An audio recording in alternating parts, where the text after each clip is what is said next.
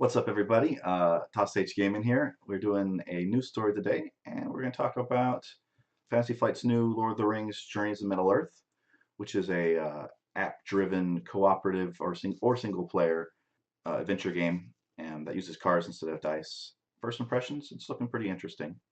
So, first of all, there's a trailer, so let's take a look at that.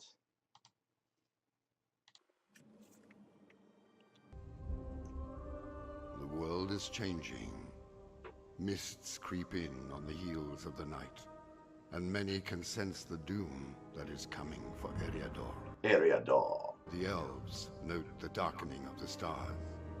The dwarves in their halls hear the echoes of drums. And in the lands of Mordor, Dun, where dun, the shadows dun. lie, a great enemy watches.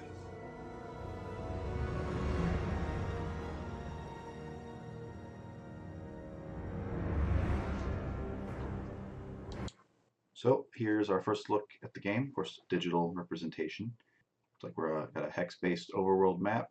No dice present, all these decks of cards, and of course the omnipresent tokens that Fantasy Flight loves to inflict upon us.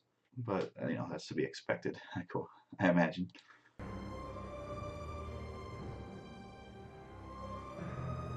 They're definitely they're like getting that hint of the music of the movies without actually using it. Here we got some miniatures, and I kind of am not liking them, but you can't judge digital representations of miniatures too harshly. Like this bow looks really bad, but it's not the final sculpt by any means.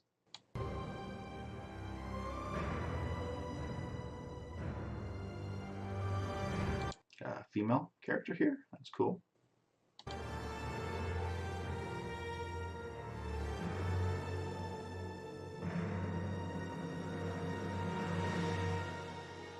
And here's the app, which, is going to probably be a cornerstone of whether or not this game is successful or not, if the app is good.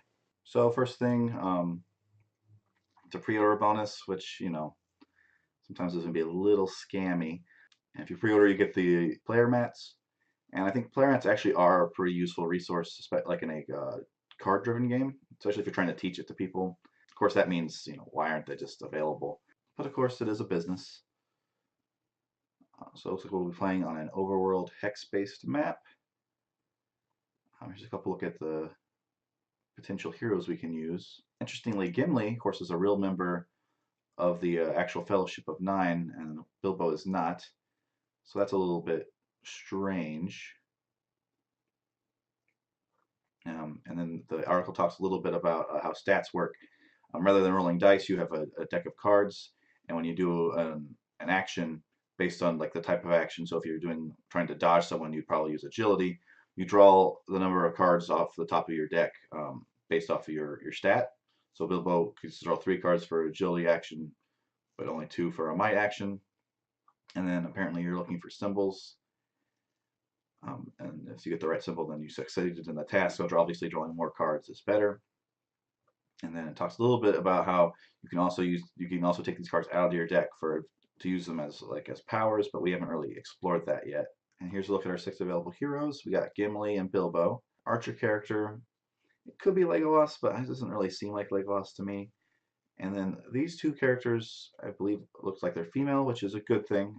Tolkien was kind of tended to write sausage fests, so it's good to throw some female characters in. Actually, so this sculpt doesn't look super female here, but when I saw it in the video, in the trailer, it did look like a female. I mean, so I guess that one could go either way. I don't think, again, there's some potential to be Legolas here, and I don't think anyone else is a member of the Fellowship, because I mean, I don't think this is Boromir or Aragorn.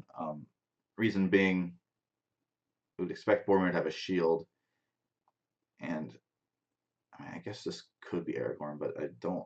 Again, at least in the trailer, it kind of looked like a girl to me. Which again, I'm cool with playing as Fellowship, kind of more generic heroes.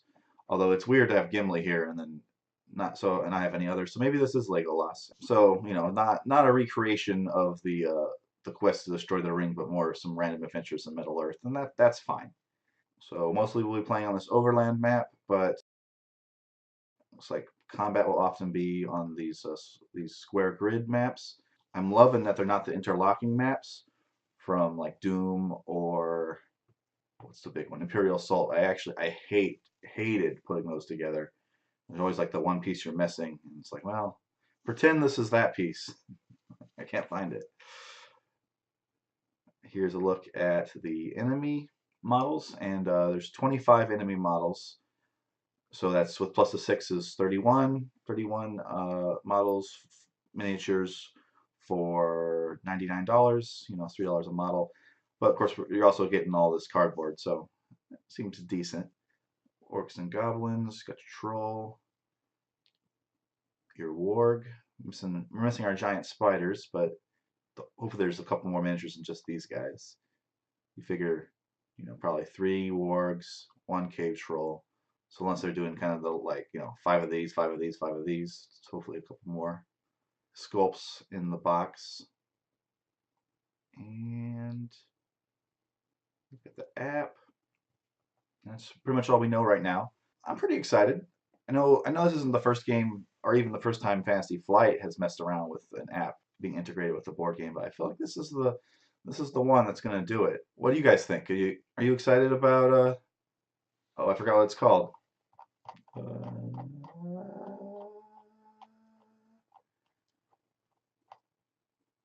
Journeys in Middle Earth. Let me know what you're thinking in the comment section, and thanks for watching. If you're new to the channel, maybe give us a like or subscribe. We do a mixture of video game content and tabletop. I'll see you guys later.